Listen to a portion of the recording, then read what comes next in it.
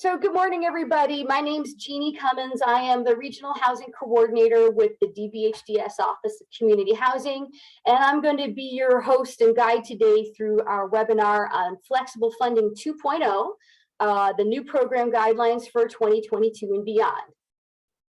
So let's start by just making sure that everybody's acquainted with your flexible funding administrators.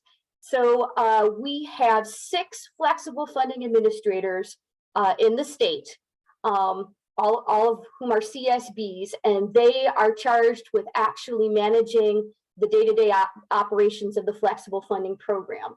So in Region 1, that flexible funding administrator is Region 10 CSB. In Region 2, it is the Fairfax Falls Church CSB. In Region 3, it's New River Valley Community Services. In Region 4, Henrico Mental Health and Developmental Services. And Region 5 has 2, depending on what side of the tunnel that you are on. So if you are on the land side, closer to the whole land side of the tunnel, it's Hampton Newport News CSB. And if you are closer to all the water side of the tunnel, it's Norfolk CSB. Let me take a minute to explain that Region 2 operates a little bit differently than the other regions, because in Region 2, the Fairfax Falls Church CSB operates this as a regional program through their Northern Virginia Regional Projects Office. And what happens there is that the CSBs, each CSB in Region 2 actually approves their own applications for flexible funding. They pay approved expenses, and then they bill the Fairfax Falls Church CSB. So just so you're aware that the program structure there is a little different, and support coordinators, if you need an application, you can go to your, usually it's going to be your DD director at your CSB to be able to get the application and go through the application process. Fairfax Falls Church CSB then every quarter will gets invoiced by the CSBs and then basically reimburses them. So that's their program structure, just so you're aware. It's a little different than everybody else. All right, so let's start from the very beginning. We're going to talk about who is eligible. So eligible applicants have to be 18 or older. They have to have a developmental disability, and they have to be either transitioning from a segregated setting like a nursing facility, ICF, training center, group home, or other congregate setting and qualify for a DD waiver, or they have to be receiving DD waiver services from one of the 3 DD waivers, or they have to be on the DD waiver waitlist.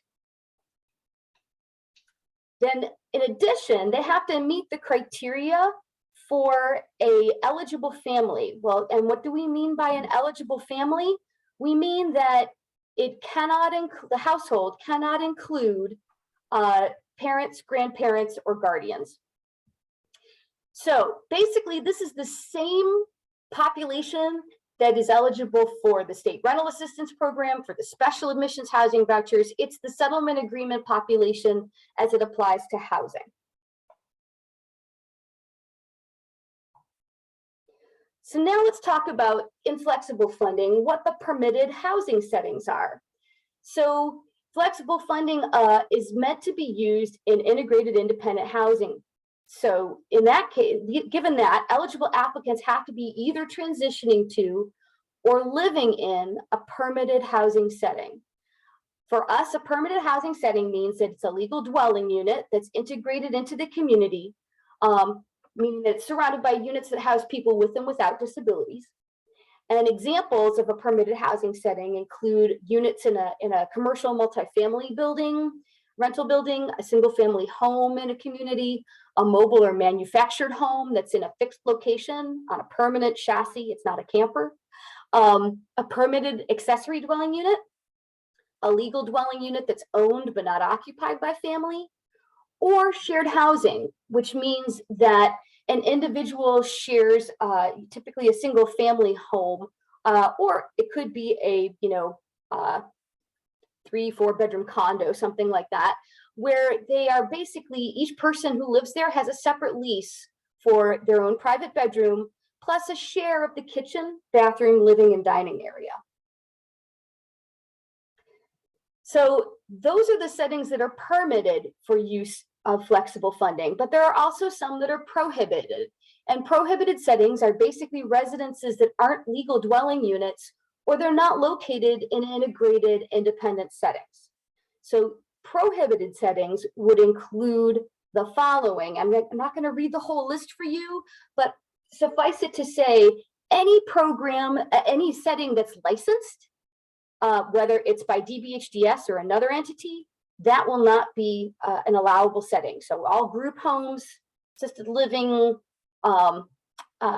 sponsored residential, things like that, that's not a place where you can use flexible funding.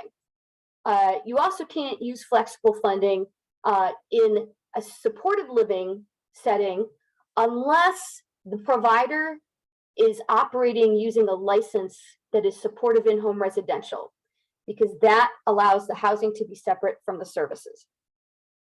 We also can't use flexible funding in units where there's a licensed service provider that serves as a cosigner or a guarantor, because that's not integrated and independent, it's provider controlled.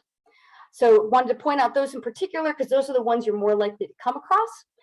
But again, there are a number of settings that are prohibited, so we want to make sure that we are referring people who are going to be living in a permitted setting. All right, so we've talked about who's eligible and what settings, what housing settings flexible funding can be used in. Now let's talk about the eligible uses for flexible funding. Flexible funding has several funding options, we call them. So funding option one is for support, financial support to obtain housing. The whole purpose of flexible funding is to help people overcome barriers, usually financial barriers, to making the initial transition from a less integrated.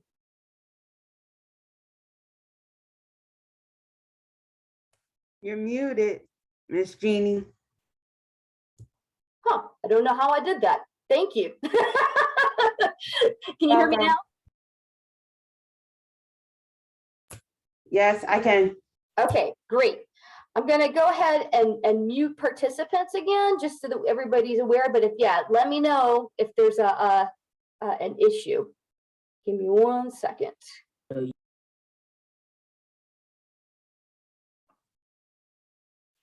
Oops.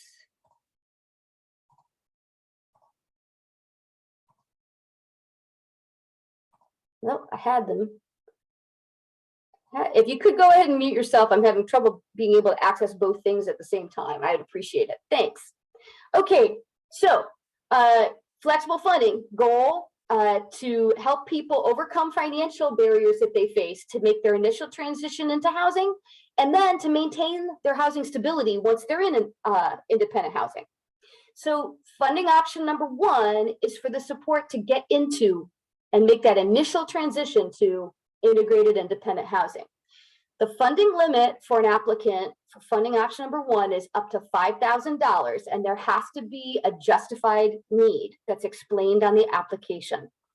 So what do we mean by initial transition?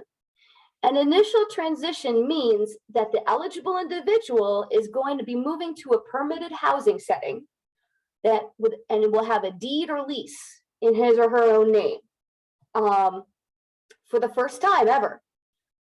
Alternately, an eligible individual has not lived in housing that he or she has rented or owned for at least 24 consecutive months prior to the flexible funding application date. So basically what we're doing is we're resetting the clock for an initial transition. So if you are making your first transition ever from your family's home, a group home, sponsored residential, something like that, then you're eligible. If you made an initial transition 3 years ago and then things didn't work so well, or your care needs increased and you had to go back into a segregated setting, and now you're coming out of that setting, if you've been in that setting for at least 24 consecutive months, then you will again be eligible for that initial transition money for flexible funding. Now, be aware that applicants who expend less than that $5,000 cap on their initial transition cannot request the balance for another housing transition. This is a use it or lose it pot of money under funding option 1. You also cannot apply the remaining balance to the next funding option that we will talk about. Again, it's a use it or lose it proposition. So it's really important that people understand that if they have needs, they need to get them met up front, or they might not have the ability to reaccess this pot of money. They won't have that ability. All right, so under funding option 1, the initial transition, support for the initial transition, what are the eligible expenditure categories? So a person can access funding option 1 to be able to obtain temporary rental assistance, which is considered up to 2 months rent to secure a unit and have environmental modifications completed, or to pay for the first month's rent to a private owner if a rent subsidy can't be paid at the time of lease signing. A private owner is typically an individual owner as opposed to a commercial rental property. If you're renting like a condo from a person who doesn't own any other condos or any other rental properties, they just own that condo and they're renting it out to you. In those cases, we'll permit flexible funding to pay for the first month's rent if the rent subsidy can't be paid at the time that they sign their lease. So those are the conditions for that. So it's very limited rental, first month's rental assistance. The other thing that funding option 1 will cover is initial housing transition services and supports, which include security deposits, utility connection fees and deposits, any back owed rent that is keeping that person from getting into housing because it's messed their credit up. It'll pay for moving expenses, but the mover has to be licensed and insured. It can't just be paying Cousin Joe to move you anymore. We'll pay for a temporary hotel stay for individuals who would otherwise be homeless. They have no other options for shelter temporarily. And we'll pay for essential furniture and household supplies.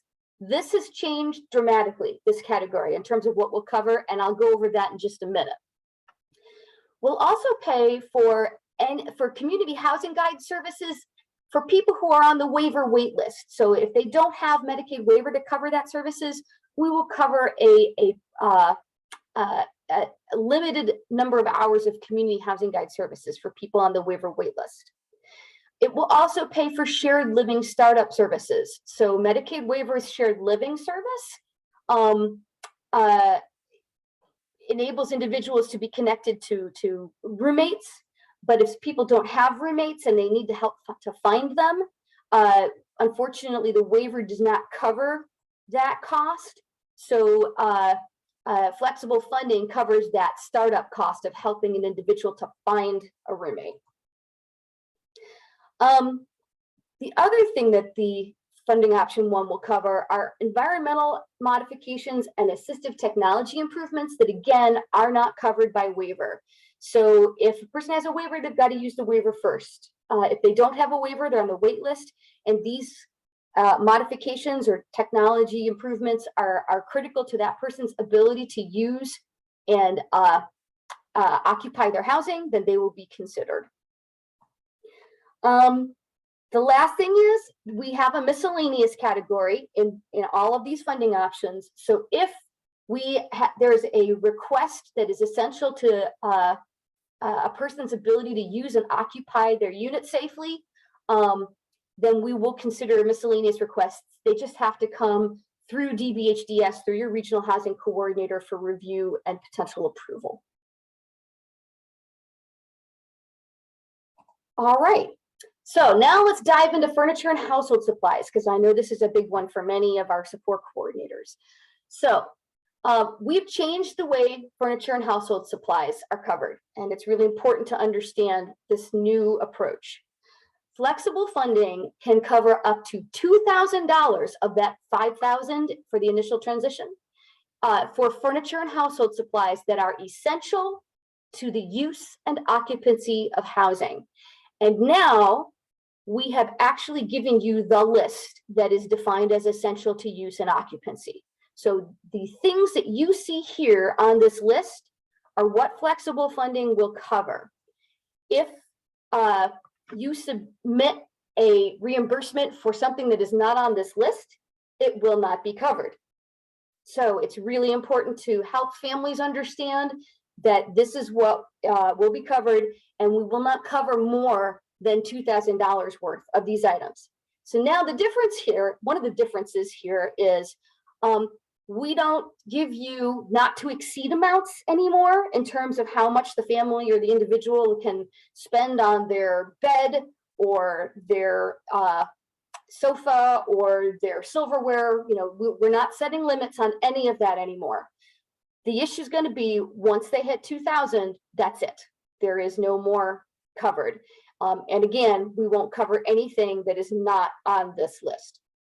Hopefully that's going to make both your lives as support coordinators as well as our administrators' lives a little bit clearer and easier in terms of navigating some of these requests. All right, let's talk about what ineligible expenses are under funding option 1.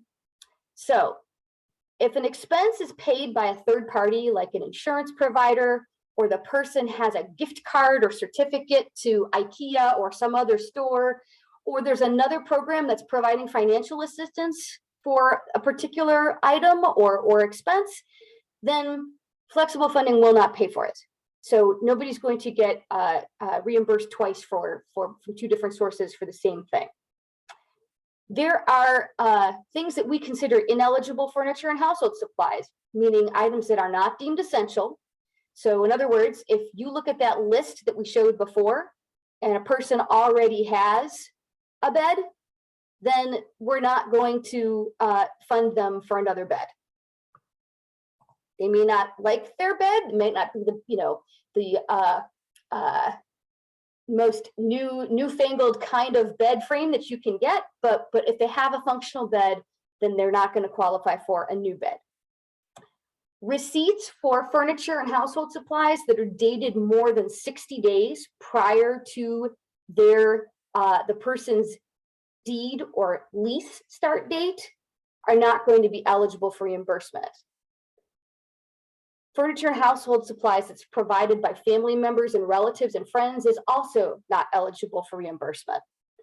And finally, furniture and household receipts that contain unidentified items or items unrelated to the request will not be reimbursed or paid. So for example, if a person submits a receipt for their bed linens and their towels, and it also contains a boot rack and an umbrella stand and all of a lot of other things on it, then the whole receipt will be denied. So receipts must only contain those items that are being requested for reimbursement and that are approvable. Another ineligible expense is payment of last month's rent upfront. There are some landlords who require tenants to pay last month's rent upfront. We will not reimburse that because that's not something that could get protected through tenant-landlord provisions. We also won't pay for appliances and fixtures that owners traditionally supply. So if the person moves into a unit and then discovers that they don't have a stove, we're not going to buy them a stove. That's something that the landlord should have provided in order to make the kitchen functional. And last but not least, we don't pay for transition supports and services for household members other than the applicant or the live-in aid. So if you send in a request for a crib to be reimbursed or for a playpen or something like that, that is not something that flexible funding can pay for. Okay. Now we're going to move on to funding option number 2, which is the support, financial assistance for support to maintain housing. We'll talk about the eligible uses for this funding option.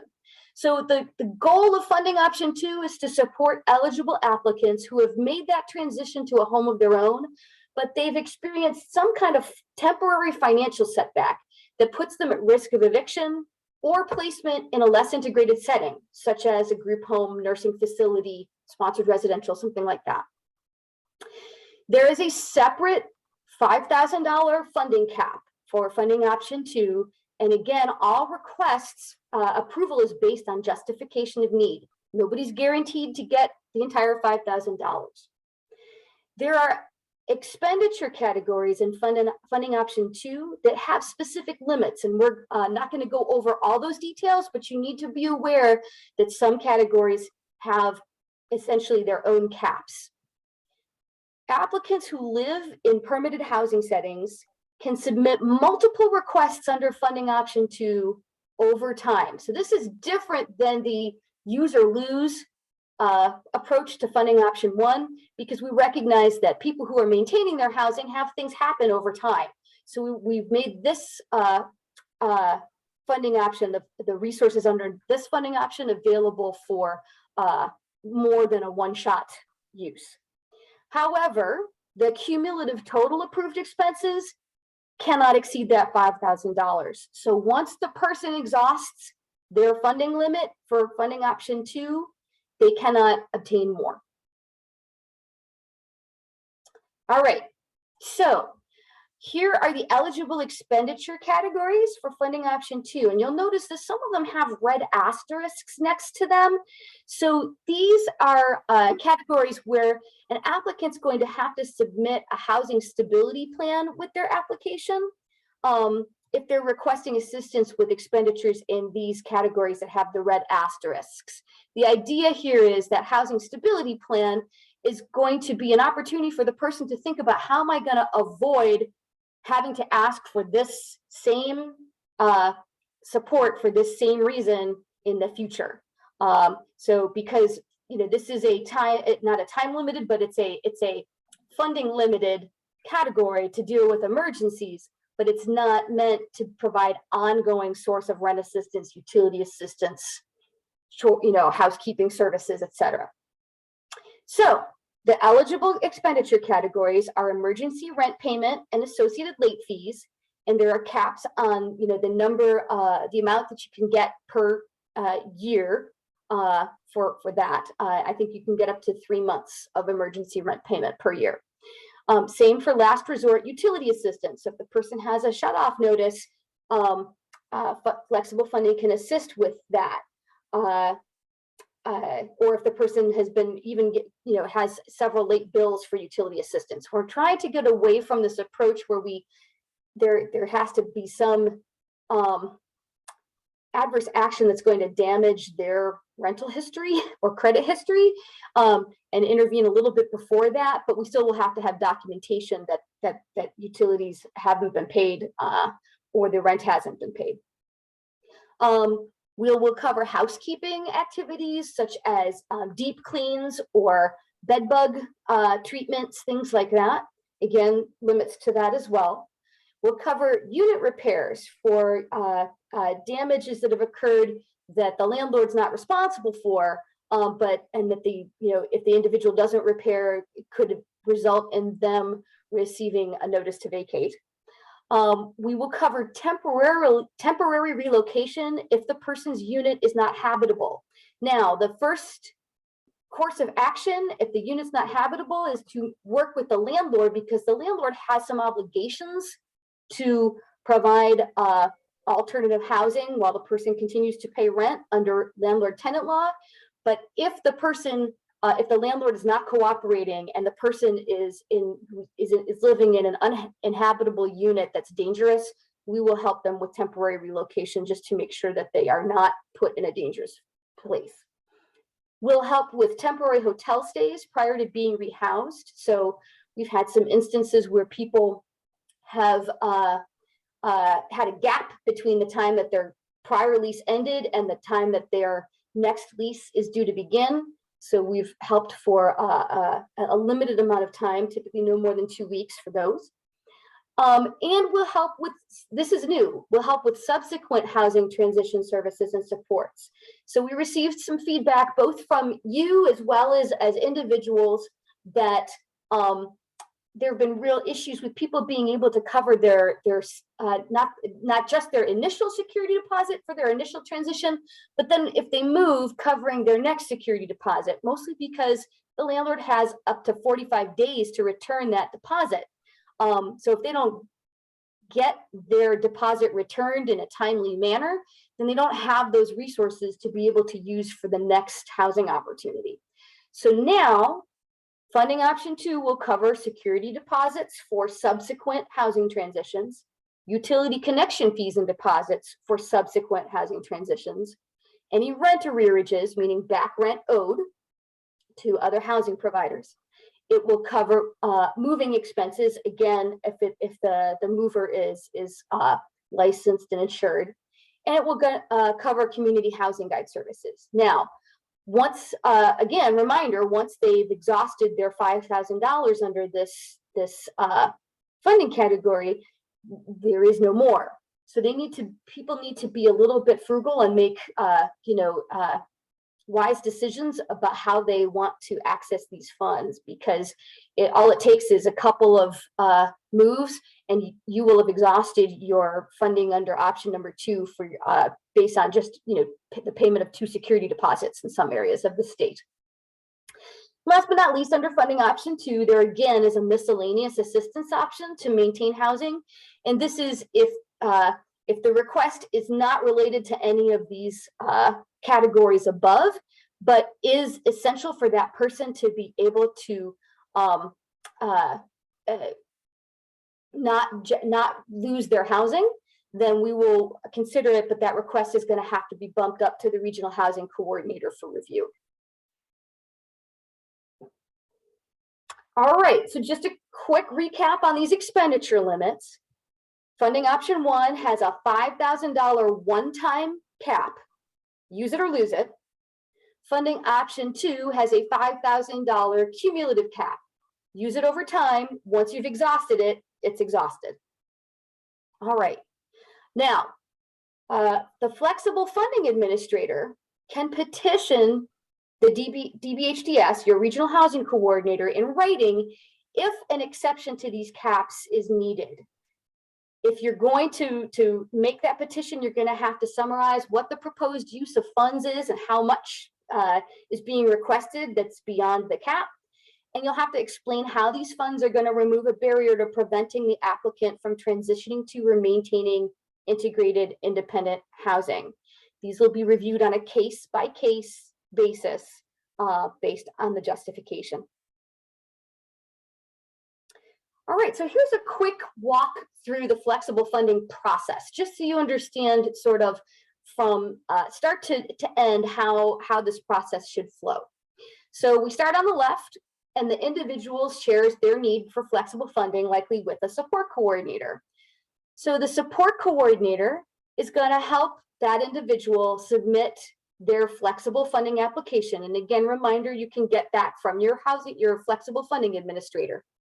So they help submit the application with the individual and any required documents to that flexible funding administrator no later than 30 days after the lease execution date, or if it's a maintaining housing, option 2 request, the date of a written warning or notice. So keep that 30 days in mind, because that's going to be strictly enforced.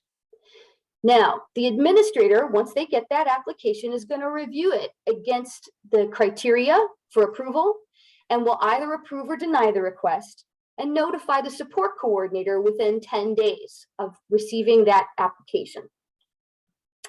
If the application is approved, the administrator has several choices for processing and paying that request. They can either pay the vendor directly. So if, for example, if it's a moving company, they would potentially get a W-9 from the moving company, get an invoice, and they would pay that vendor directly by check. Or they can pay for goods and services via a procurement card that the administrator has designated for this purpose. Or they can reimburse a third party for goods or services that are paid on the applicant's behalf. So it might be a family member. It might be a service provider that is paying for a security deposit up front, and then they can get reimbursed. So Each administrator chooses which types of payment methods, disbursement methods they're going to use. So you need to become familiar with your administrator's specific approach to disbursement, because different CSBs have different limitations in terms of their own local procurement policies.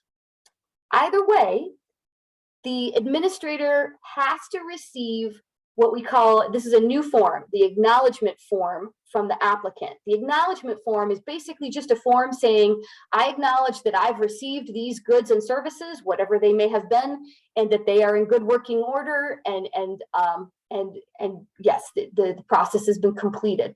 So that's going to be really important, because we've had instances where people didn't get what they had ordered, got it really late, things like that. So we want to know that the person actually received what was approved. So that's the approval process. Now, if the person is denied, again, we're back at the middle here. The administrator is going to adjudicate the request and notify the support coordinator within 10 days of application receipt. But if it's denied, the applicant with the support coordinator can revise that application to address any issues that caused the denial and then resubmit, and they will go through this process again.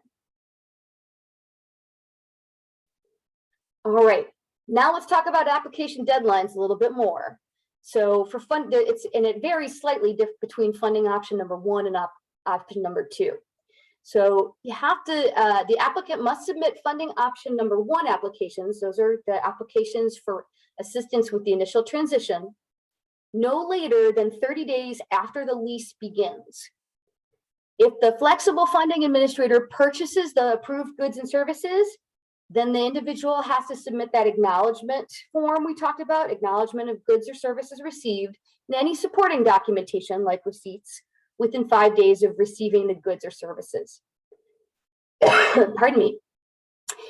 If third-party reimbursement is being requested, then you also will have to submit a reimbursement request. The person will submit a reimbursement request with the itemized receipts no later than 30 days after the applicant's lease begins. And again, that acknowledgement of goods and services has to come with it. Any requests that are submitted after this deadline will not be processed. The reason for the strict deadline? Because frankly, not we, but our local administrators, some have received requests for reimbursement of flexible funding expenses under this funding option 4, 6, 8 months, almost a year after the expenditure was made. And remember, the goal of this program is to help people overcome financial barriers that would keep them from using housing. Those folks have clearly been able to get into and use their housing. So the question about the urgency or the necessity of that funding becomes very suspect if it's not done, processed within a short time frame after lease up.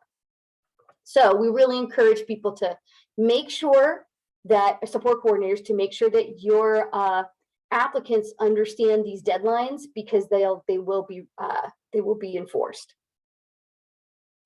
Now, the application deadlines for funding option 2 are a little different. For funding option 2, you submit applications no later than 30 days after receiving a written warning or a violation notice if the issue is about housing stability, or after the lease begins, 30 days after the lease begins, if that person is making a subsequent transition to housing and is entering into a new lease and needs a security deposit or utility connection fees, etc. So again, if the flexible funding administrator purchases these approved goods and services, you should submit that acknowledgement form and any supporting documentation within 5 days of receiving the goods and services. If a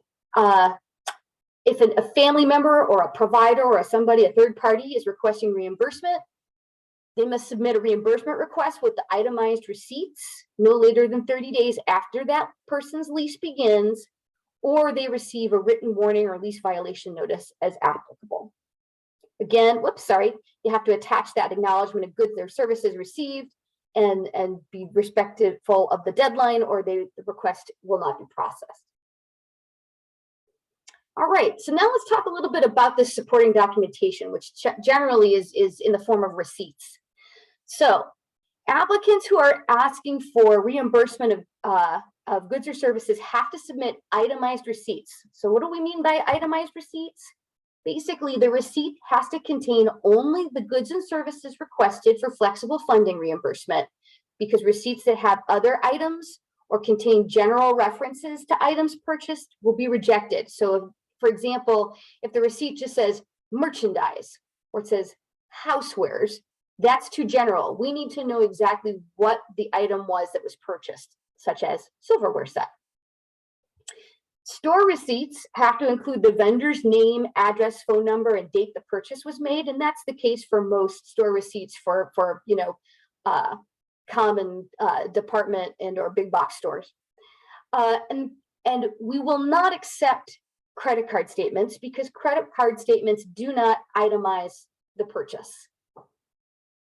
So the situation's a little different if a receipt is for a goods or services purchased from a thrift store. We want to encourage people to access goods and services that may come from thrift stores, as long as they're not, things like beds or used furniture that could potentially be bringing bed bugs in. So the receipt has to state the name of the store and the date of the purchase. If that store can't itemize the receipts, they come out and they say the receipt says merchandise, $25. The applicant is permitted for a thrift store to handwrite the items purchased next to the corresponding charges. That will be the only time that that's permitted. Then if the receipt for a good or service is purchased from an individual, say the person bought it off a Facebook Marketplace or some kind of arrangement like that, then the receipt has to state the prior owner's full name, date of purchase, and item purchased. The corresponding charge should be marked paid and have the prior owner's signature. That way we know that this was a legitimate transaction. So make sure that you look at the guidelines for acceptable documentation for other types of expenditures, because there are guidelines for specific kinds of expenditures like security deposits, utility connection fees, things like that. All right, let's talk about what happens when somebody moves between regions. So if an applicant lives in, we'll say, region A, and they move to region B in the state, the application for flexible funding should be submitted to the region B, the receiving flexible funding administrator. If the applicant previously accessed flexible funding from another CSB in another region, that administrator is going to obtain a release of information to verify the total amount of flexible funding the other CSB dispersed, so that they know whether the person is still within their funding limits. And then the region B administrator can link the support coordinator to local vendors for things like furniture or household supplies as appropriate, because obviously the region B administrator may have a better lay of the land in terms of what's available in the region where the person is moving. So let's walk through quickly the criteria that flexible funding administrators use to approve funding requests. So number one, the individual has to be an eligible applicant. Now, because in many areas this program is administered regionally, and the flexible funding administrator doesn't have access to certain kinds of information about whether people would be eligible, the support coordinator is going to have to attach a screenshot of the applicant's waiver status and WAMs to the application. And that way the administrator will know that the person is either on the waiver or on the waiver wait list. The application has to be submitted by the applicable deadline that we discussed earlier. The applicants requesting assistance under funding option 1, initial transition, must be making an initial transition to a permitted housing setting. Applicants who are requesting assistance under option number 2 have to live in a permitted housing setting now and must not be moving to a prohibited setting. Applicants have to provide a welcome letter from the property or the executed lease to verify the setting is permitted. That welcome letter is typically the letter that they get that outlines the different fees and things they're going to be charged and the deadline by which they have to move. So it's a pretty standard thing that properties offer. Applicants who request a portion of the first month's rent not covered by rent assistance have to submit a pro rata breakdown from the subsidy or housing provider. So that way we understand, this rent is being, if the person moves in to their unit in mid-January, that way we know that we're not paying for the flexible funding administrator knows they're not paying for the full January rent, but a portion of it. More criteria. Requested goods and services have to fall within the allowable expenditure categories for funding options 1 or 2. The application documents have to show that the applicant has a need for the good or services to obtain or maintain independent housing. And what do we mean by a need? We mean that the applicant couldn't move into or maintain occupancy of the unit without this good or service. The good or service is essential to the applicant's health and safety in the home. The household item or service is essential for the applicant's lease compliance, or that the good or service is essential to the applicant's functional use of their housing. So on the application, you will see an area where we ask for the justification. This needs to be filled out, and these are the kinds of justifications that need to be described, or the funding application won't be approved. You need to attach the required documentation for the expense category to the application for the guidelines. And again, for third-party reimbursements, they'll want to submit a reimbursement request and an acknowledgement of goods or services received. And then if the person is applying for funding under option 2, help to maintain their housing, and it's for those red asterisk items we talked about before, like emergency rent, utilities, things like that, the housing stability plan will need to be included. And just a reminder that the administrators will be looking to make sure that a request doesn't exceed the $5,000 one-time cap for option 1 or cumulative cap for option 2.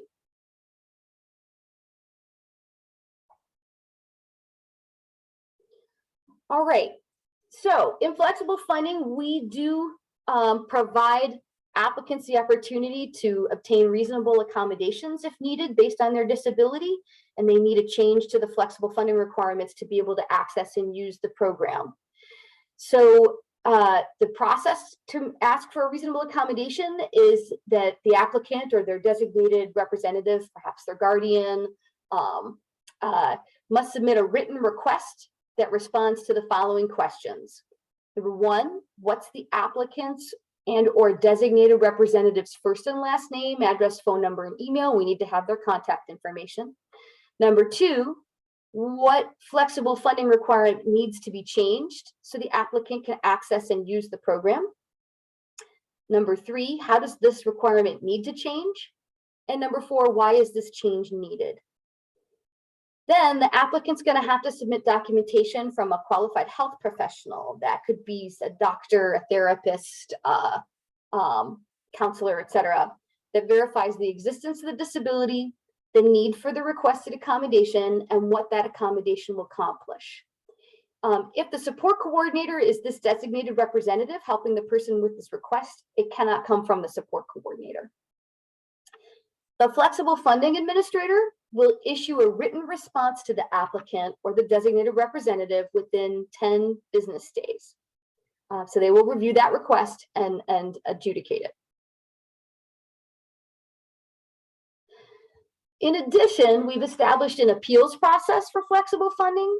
So now applicants can appeal a denial of assistance for things like funding request calculation errors if we didn't add it up correctly, and denied because it exceeded the caps on either the funding options or a specific funding category.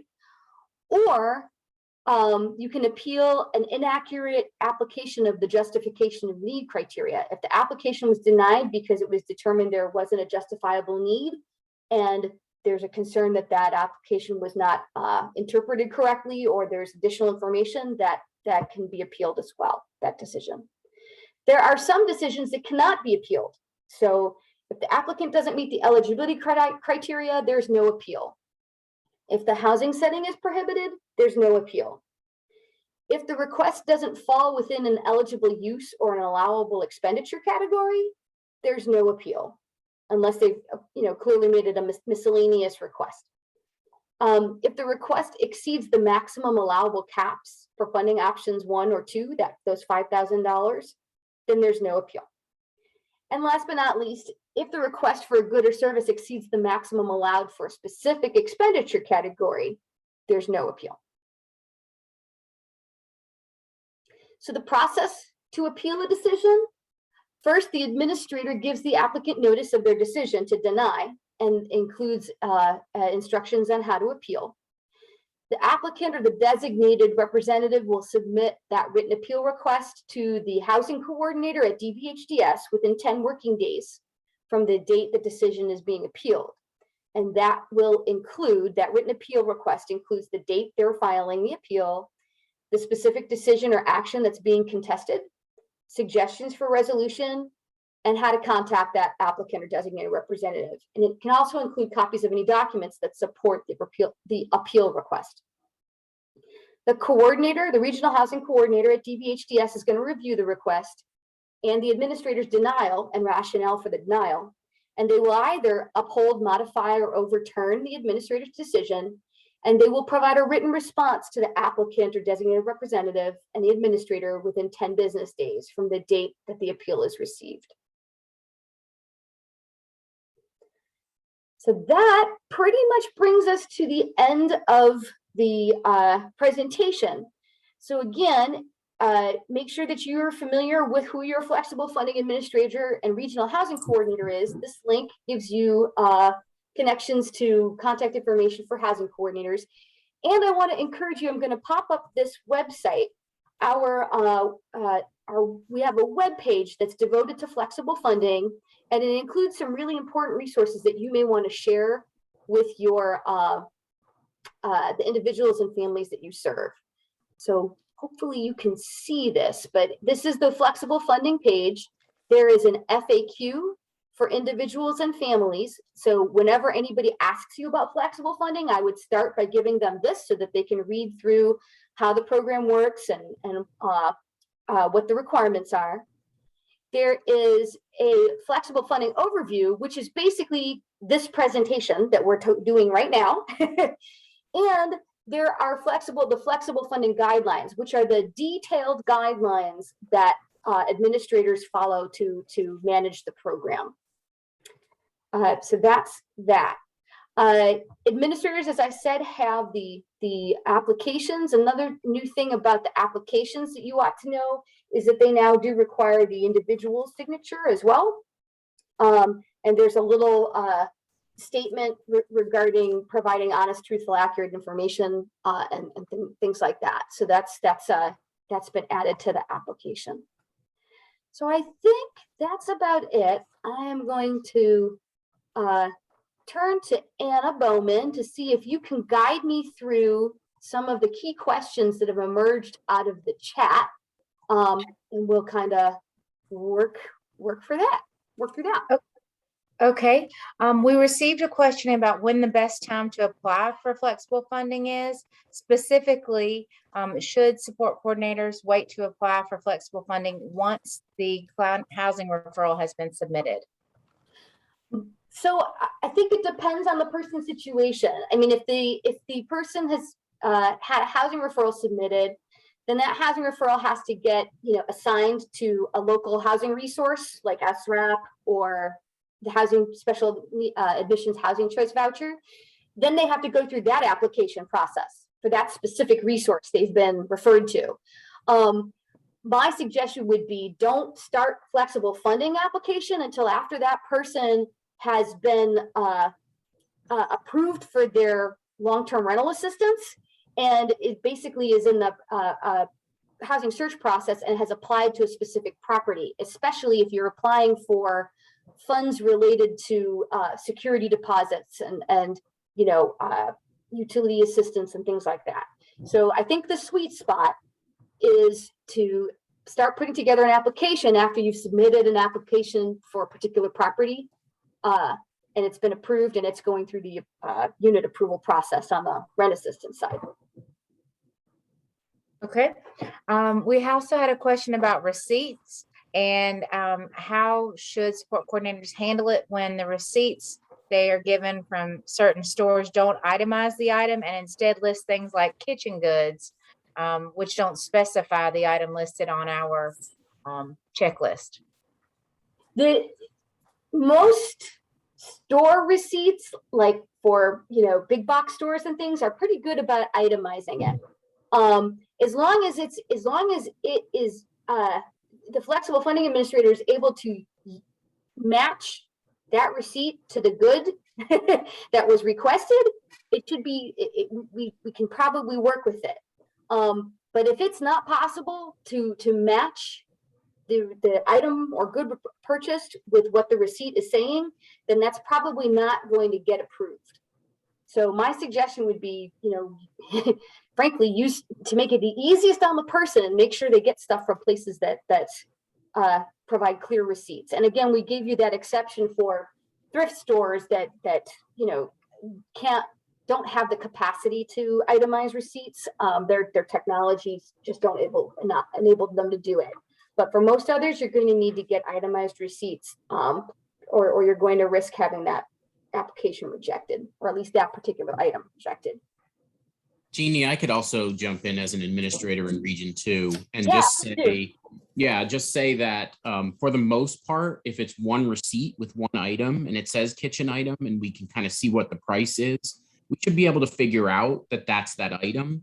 But if also the store will sometime, I mean, I know it's a pain, but maybe customer service can sign off on it and say this was purchased, this item was purchased, and write it right on the receipt or something, if that's possible. I don't want to make more work for anybody, but it is hard as an administrator because if it's a general broad category, I'm approving funding that someone could have bought a totally different item and then the receipt says a totally different thing on it. And technically we're using government funding, and you know, it gets a little dicey. So we want to be really careful about that. So yes, I might turn it back or say, get more information or clarify, then it holds the process up. So if there's any way to get the clarity beforehand, that would be great.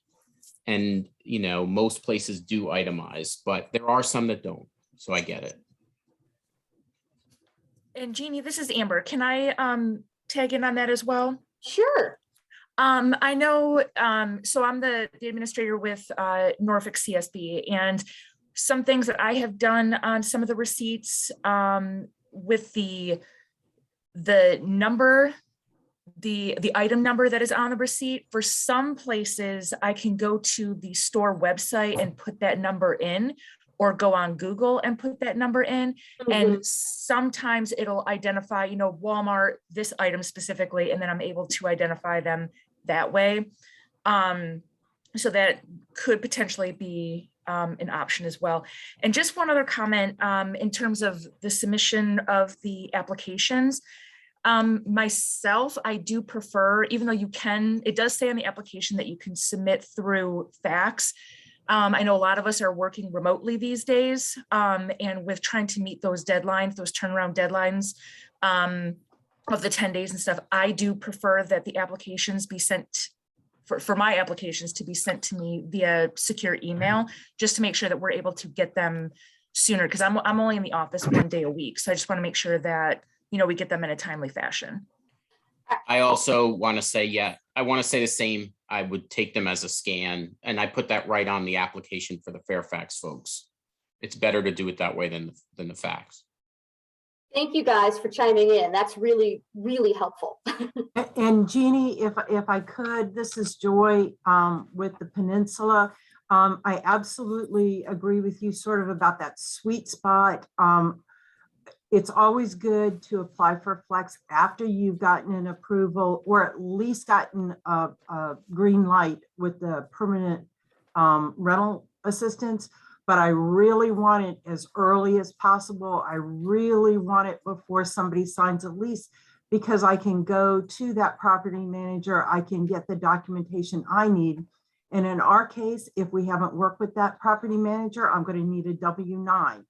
And so often support coordinators and all, if I say W-9, they go, what's that? Where's the property manager? And I can work that out. I also can make sure I've done sometimes a promise to pay so that the person can move in as soon as the HQS inspection is done, even if finance or whatever can't get them the check they need, or they're kind of going day to day, trying to figure out what day is the move in. So the prorated rent is going to change.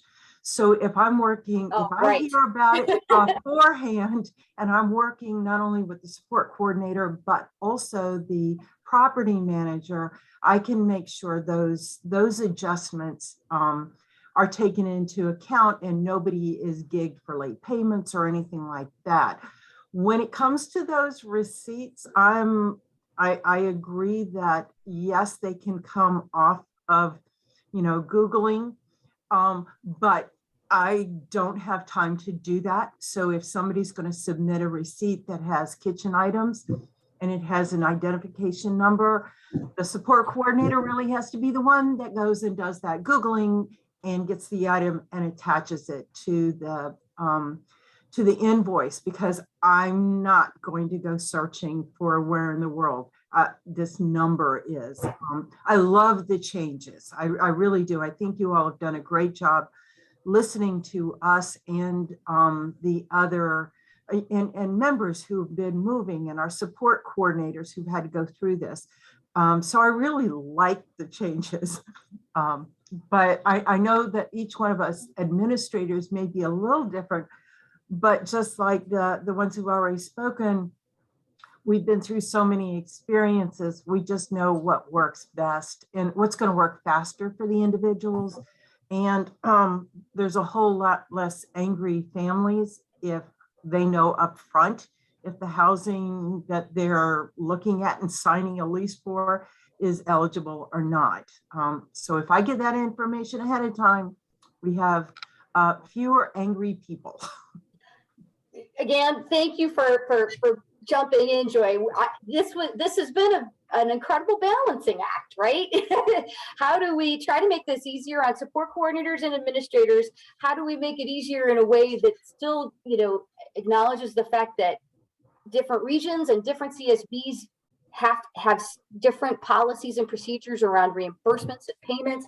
So thank you for acknowledging the work of the very large team that has actually been a part of sort of coming up with these ideas and getting the feedback and revising. It's definitely been a local state, effort for sure. Jeannie, we have a few more questions. Yeah. Where is the goods and services form found? Thanks for asking. I just pulled it up for you. So this is, these are the flexible funding guidelines, and you will see this form. It's attachment E. And basically this is the form that the person fills out once they've gotten their goods and services, because we want to know that the individual actually got the goods and services. There's been some concerns out there that sometimes folks make a request for a certain item or good, and that it ends up not going into that individual's hands. And so we want to make sure that our folks are getting what they've requested and what's been paid for them. So that's basically the purpose of this form. So that you just fill out this form. It's very easy. It's contact information, the date the items were received and the work was completed, depending on whether it's a good or service, and the description of the items that were received or work completed. And then you just check whether it was completed, the work was completed according to the agreement, or you received the above listed items and you're satisfied with them. You've received any warranty information that's associated with those. And if you're not satisfied, you check that. If the flexible funding administrator sees this one checked, they're probably going to be reaching out to the support coordinator and go, what happened exactly here? Before any payments are made. And Jeannie, we just want to clarify that these forms are on the new application forms for flex funding. So Yes. anybody who's using our old applications, please stop using them and request the new form. Because if you get a new application form, you will have all of these forms attached to that application. Correct. That's right. Same with this other one that I wanted to show you, which is the reimbursement request. So if you've got a third party, a service provider, a parent who paid for certain expenses out of their own pocket and they need to be reimbursed, this is the form that would be submitted with the receipt. So you just put the item or the service, the date it was purchased, the amount paid, and you attach the receipt that shows that. And then you provide the contact information needed to be able to, write a check to that third party. So that's that. Okay, here's another question. In Okay. Region 2, does this change the process for tenancy supports program and now the cost is part of their flexible funding budget? Oh, so meaning if you're getting tenancy supports like that are like community housing guide supports, am I understanding that right? I believe so. Yeah, so no, if you are a region that has a tenancy supports pilot in it, use the tenancy supports pilot. Don't use up the person's flexible funding to access those community housing guide services. At least that would be my suggestion. The reason that we put the option for getting having flexible funding pay for community housing guide services for people who are who don't have access to the waiver is simply because not every region in the state has a tenancy supports pilot. So this was sort of another method for us to make that service available, or a funding for that service available to people on the waiver wait list. But if you have a tenancy supports pilot, meaning that you're in region 2, region 3, or in the Hampton Newport News area, then use that by all means first so that you don't drain your flexible funding accounts, so to speak. Okay. We also had a question about replacing things once they had been previously purchased.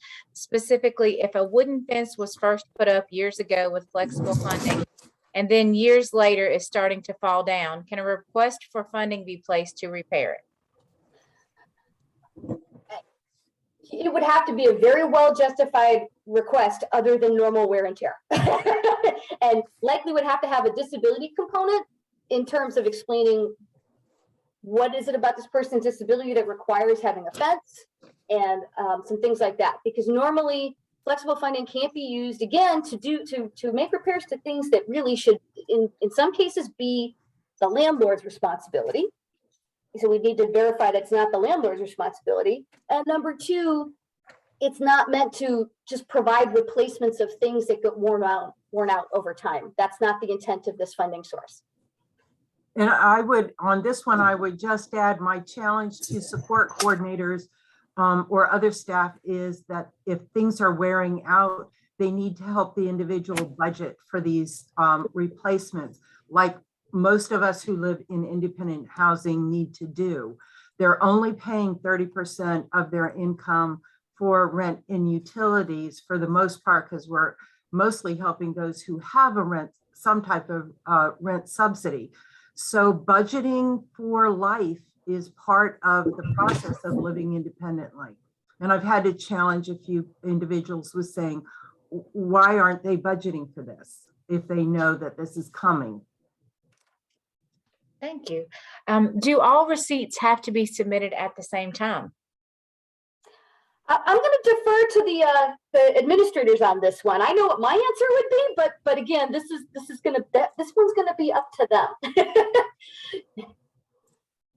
Mike, Joy, Yeah, I Amber. would say, I'll jump in and I'll say we can't, it's going to be hard to do a final approval without those receipts. We might give you a preliminary, but then we still will need to see the receipt to know exactly what was purchased.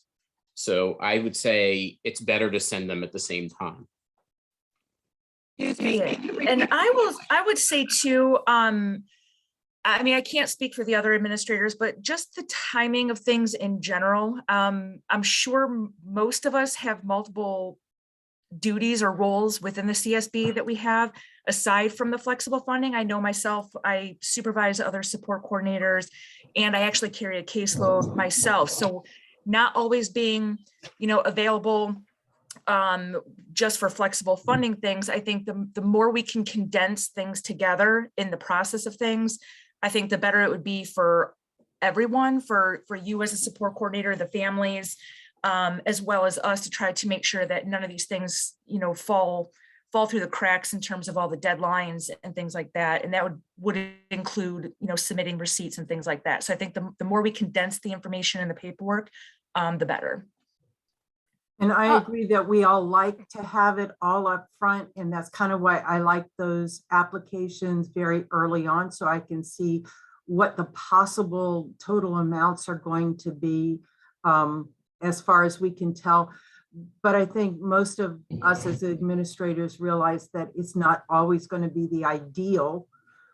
So if we have a good idea of what everything that's going to be asked for up front, even if sometimes some of those receipts, or in the case of paying security deposits and things like that, those happen at a different time. That's reality.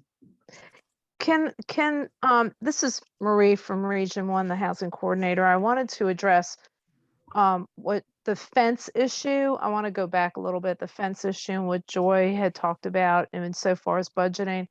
I do want to point out something. I mean, individuals can only have a certain amount in savings sometimes, and some of these repairs or construction things can cost thousands and thousands of dollars, which not everybody has the luxury of having in savings. However, there are other resources, and I'm going to only mention some places in Region 1 that I know of right off the top of my head, but you probably in all around the state have church members that do construction for individuals that are in need. Also, like the Building Goodness Foundation is a place that does building and construction. Some counties and cities have specific construction groups that help make modifications and adjustments and repairs to places. So and also too, the Salvation Army will give out vouchers sometimes to folks that need things in their thrift shops. So for example, if the vacuum cleaner conks out, you might be able to get a voucher at the Salvation Army to replace your vacuum cleaner, at least until you're able to save money to get a new one. Maria, I think your point is really important. And Yeah. if I think it's fair to say that if somebody, either submitted an appeal for an item and it came up to the housing coordinator level, if we deny it, we're very likely to provide you alternative options in terms of where else you could go. Exactly. I should hope so. And maybe as housing coordinators, we can, I know we've done this before, but maybe we can come up with a lists for our own areas that we could provide to the flex funding administrators so that they can give those to individuals and say, hey, I know this is an issue, and support coordinators can help us create these lists because they know better than anybody some of these resources. Yeah, so absolutely. Well, and I think the other thing to be aware of is, Maria, I appreciate your comment about the fact that, people on SSI or Medicaid have a limited ability to even save, even if they could. So because they have, basically resource limits that they can't exceed. So I just wanted to put a plug in as well for encouraging, people, individuals or their families to establish things like ABLE accounts or special needs trusts if they have the resources to do that. But ABLE accounts don't cost a lot to get set up. And that would allow people to be able to save or even get gifts or contributions to an account that could then pay for some of these long-term repairs and things like that. great idea. That And Marie, I totally agree, and I was not referring to those thousands of things, thousands of dollars of items. it's amazing what sometimes we get requests for that really could have been budgeted for or obtained in other ways. And even within our own CSB, there are funds for consumer and client needs that fall outside of these funding. Given the fact that almost all of us are dealing with people, our clientele are overwhelmingly over 75% on some kind of SSI or other limited income. We all understand that part. It's just a matter of making sure we're asking also those questions about things that are coming down the road. And I'd encourage others to, if you have an intranet for your agency, that is a really good place to add other community resources, whether it's utility assistance or other kinds of supports, so that the staff can go right there and find out who in your area is providing those resources, especially since things sometimes change, like the utility help. You know, it's happening right now for heating, but it's going to be over at a certain point. And so if you're one of the administrators or you have access to an intranet for your staff, that's a great place to add these different resources. Thank you. Another question is, if someone is on the DD waiver living with family that applied for environmental modification and was rejected because the ramp was not originally paid for by environmental mod, can they apply for flexible funding for repairs? Okay, let me make sure I'm understanding this. Well, if you're living with family, you don't qualify for flexible funding. That's actually easy. So remember, if parents, grandparents, or guardians are part of the person's household composition, they are now living in integrated independent housing and they don't qualify for flexible funding. Okay. Is there a form that shows the items covered and not covered? Are we referring to like the furniture and household items? Yes. So on the application, you're going to see, let me pull it up for you.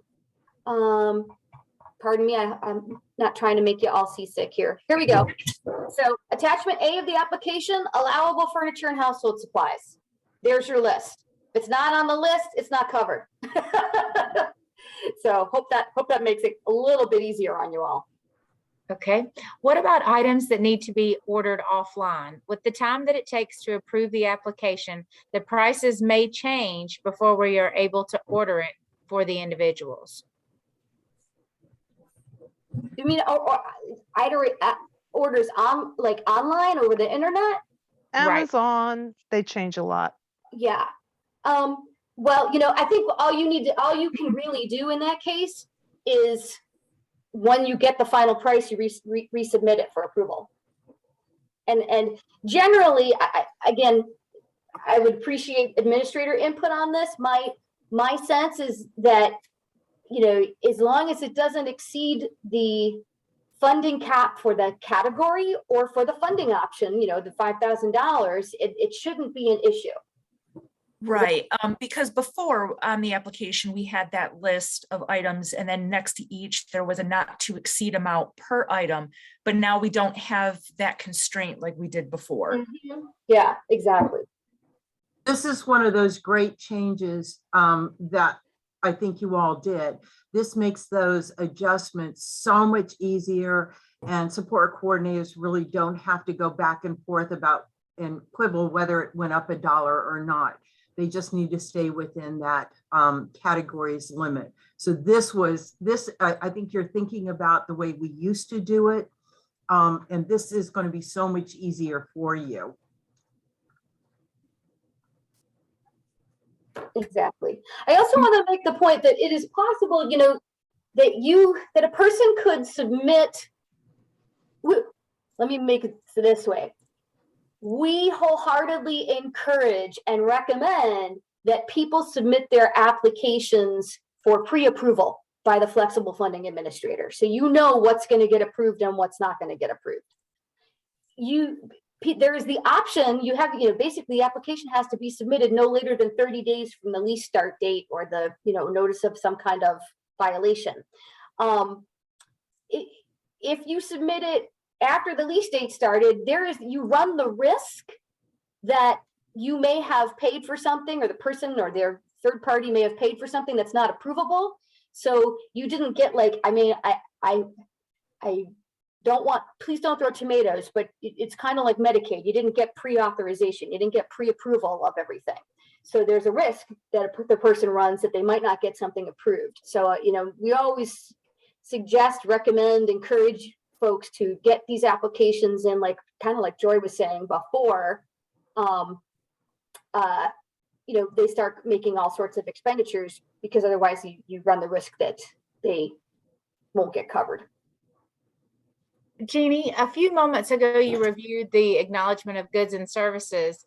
Can you remind us who turns this in and when is it due? So, sure. Let me go back down to that form. There we go. Okay. So basically, once the person receives the good or services, they need to submit this form. So, and it's the applicant basically completing the form. So the applicant is signing it, and then the support coordinator is assigning that they've actually viewed these items or work described above in the applicant's home. So there's some level of accountability saying, yep, these things were gotten, and they were gotten by the right person, and they are meeting that person's need. And the support coordinator submits it once it's signed. Right, exactly. So the applicant signs it. If they have a guardian, they would sign it, and then support coordinator says, yep, I saw it, and submits it. Okay. There's also a question about funding for people leaving the family home. Can you remind everyone how the funding works for folks leaving their family home? Could we look into funding for people leaving I'm not sure if I'm following the intent of the question here. Can you unmute yourself and explain explain the situation?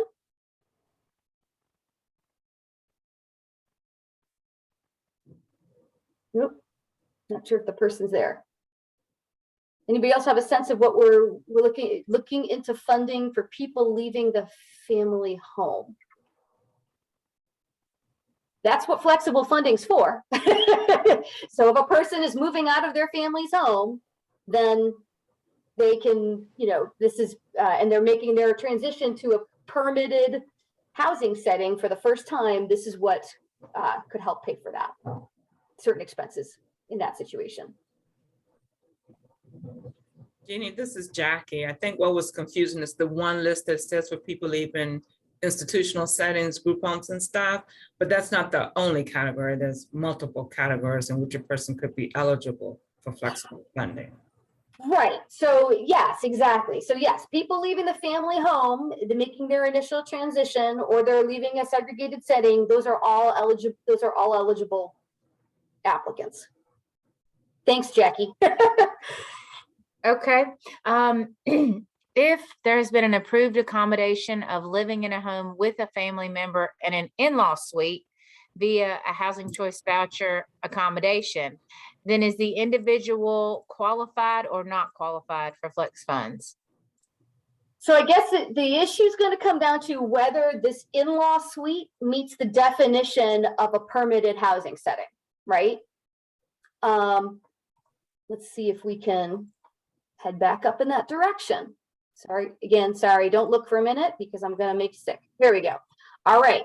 So if it's a unit in a single family home that has a separate private entrance exit, a separate bathroom and kitchen, and approval under the local building or zoning ordinance as an accessory dwelling unit, then yes, that person could qualify, assuming that they don't have a parent, grandparent, or guardian living in their unit, that accessory dwelling unit with them. Okay. Does the funding for items such as furniture cover delivery charges from the vendor, or is the applicant responsible for delivery charges? It will, I believe we said it will cover delivery charges, but let me just check because I don't want to lie to you. We did address this very specifically. Here we go. Delivery charges and sales tax for these items is also included.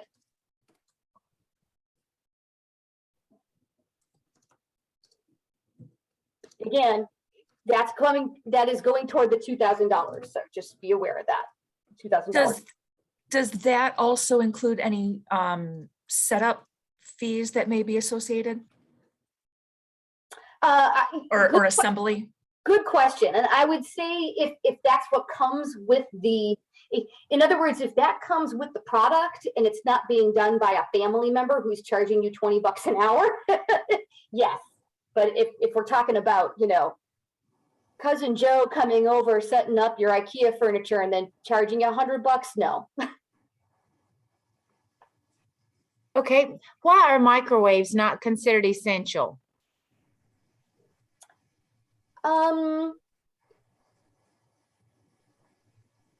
Because there should be another way to be able to cook in the person's unit.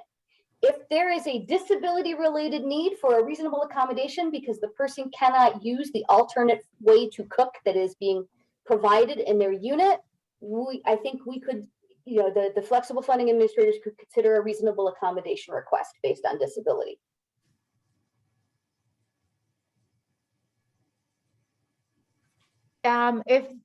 If more than one purchase is made over 2 weeks, does a new goods and services acknowledgement, or do multiple goods and That's who I services worked with, that lady acknowledgements talking right now.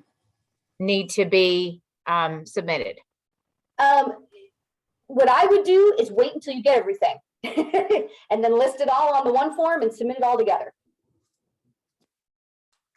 I don't think we would prohibit multiple goods and services acknowledgements as long as they don't, as long as they contain, separate things, but, it'd make it easy on yourself. Just do it all in one fell swoop.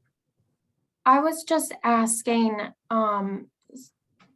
basically, what's the due date for all of them? Is it the 30 days? Oh, after no, movement? there's not a due date established for that. The issue is going to be that if it's associated with like a request for reimbursement, the administrator's not going to pay that request until they've gotten confirmation that the person received everything. Okay, thank you. Mm-hmm.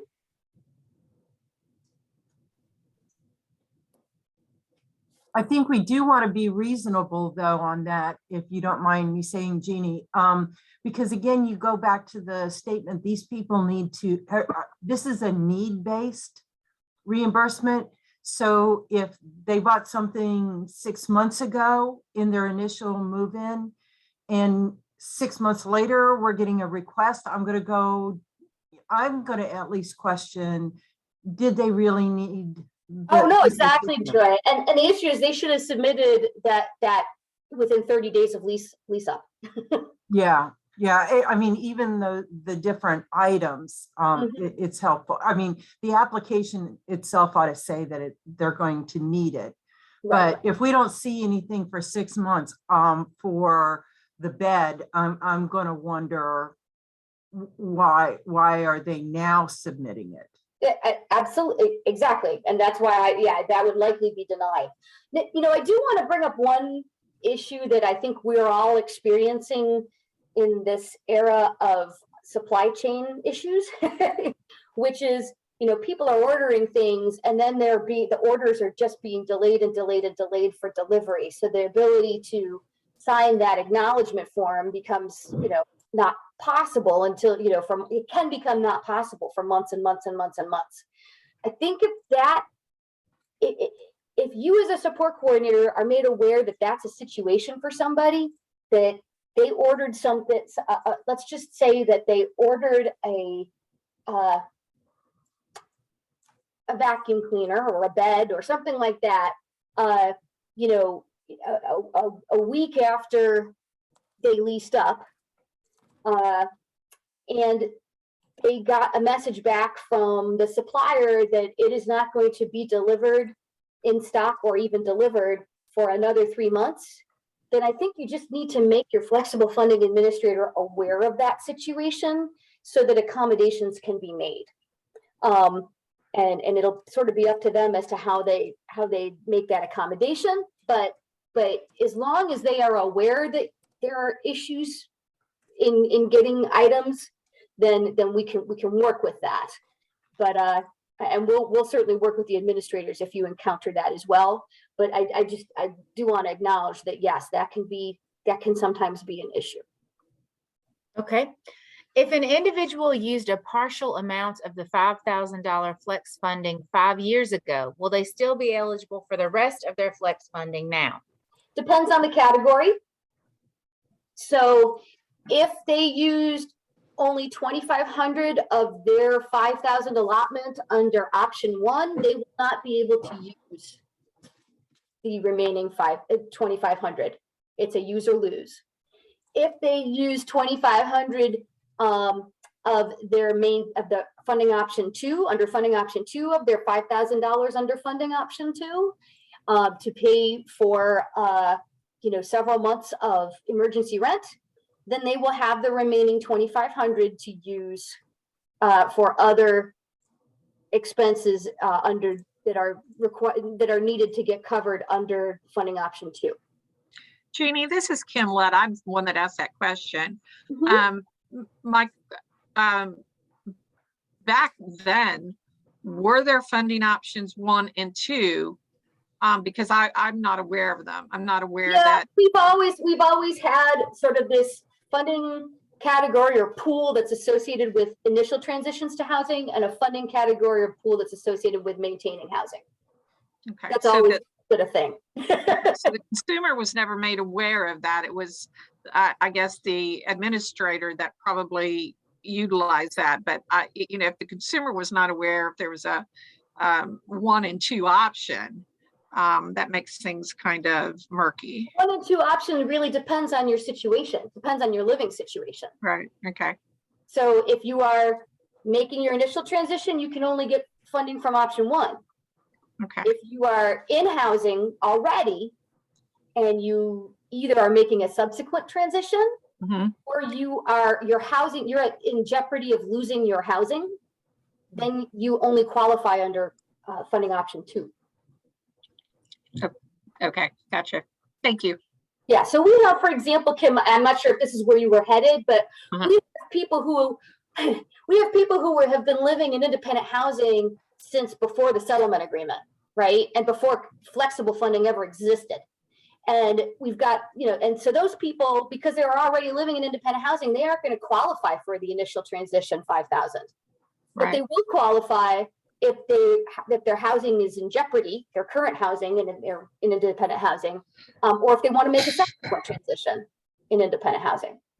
Okay, so somebody that's used Flex, I just want to qualify, somebody that's used Flex 1 for initial transition, Mm-hmm. that was Flex 1, it was use lose, but they are having another transition to another house.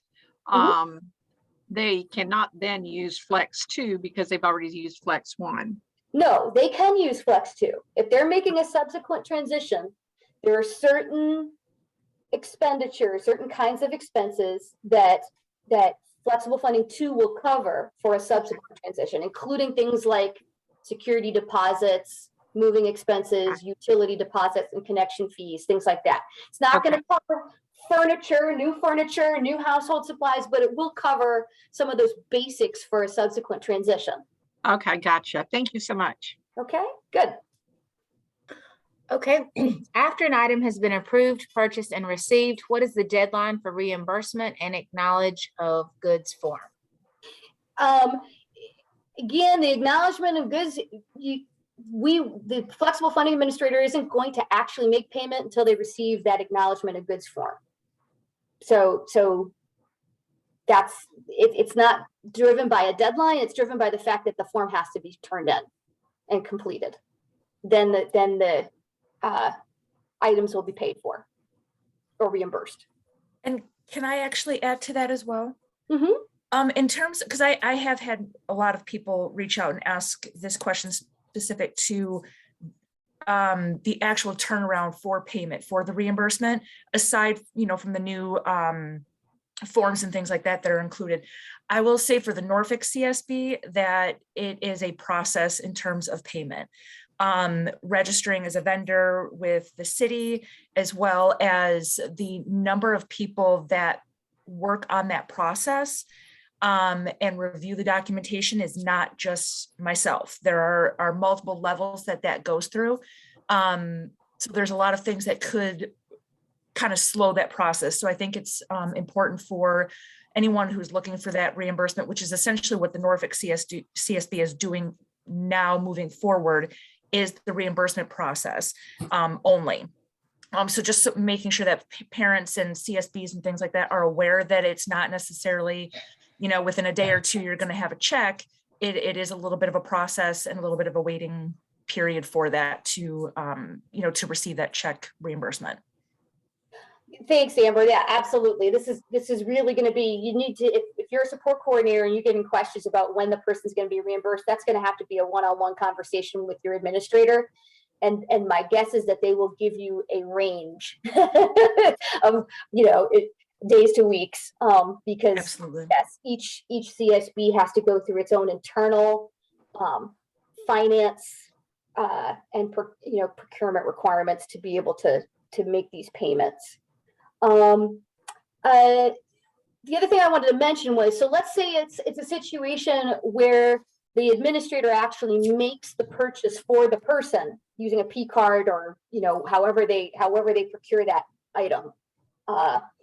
In that case, we still require that acknowledgement of goods and services form. The item's already been paid for, so it's not like they're not going to get reimbursed because it was paid for up front. However, it's really important to note that if they don't submit that acknowledgement of goods and services form, they are not going to be able to access, for example, funding option number 2 until that form, they can't use flexible funding until they get that in the future, until they get that form back in. So that's sort of how it differs in that particular situation. Jeannie, for Region 2, is this 30 days to have the forms and documentation submitted to our own programs, or 30 days to the regional program? Oh, yeah, no, yes, Mike's answer is correct. 30 days to submit to you, Emily, to Loudon. Yeah, that's right. Okay, then we have a request that the links be added to the chat from the PowerPoint. The links. Wait, say that one again. I believe it's the links from the final page of the PowerPoint be added to the chat. Oh, yes. Give me just a second. I can do that for you. Hold on a minute. I'll just do this.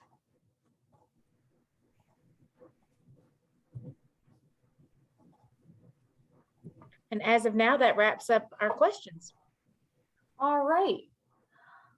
Well, folks, I really want to thank you for hanging in there with us. We managed to conquer this beast in less than the 2 hours assigned, so I'm really delighted about that. But I also want to encourage you all to continue providing your feedback on this flexible funding program.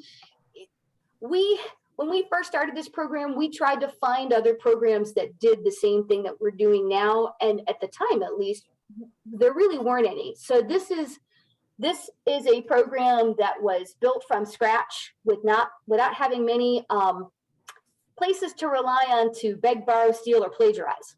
So as we've gone along over the past several years, we've learned a lot, but the only way we've been able to learn a lot is by getting your feedback and your input on how we can make things better, smoother, more easily accomplished and efficient.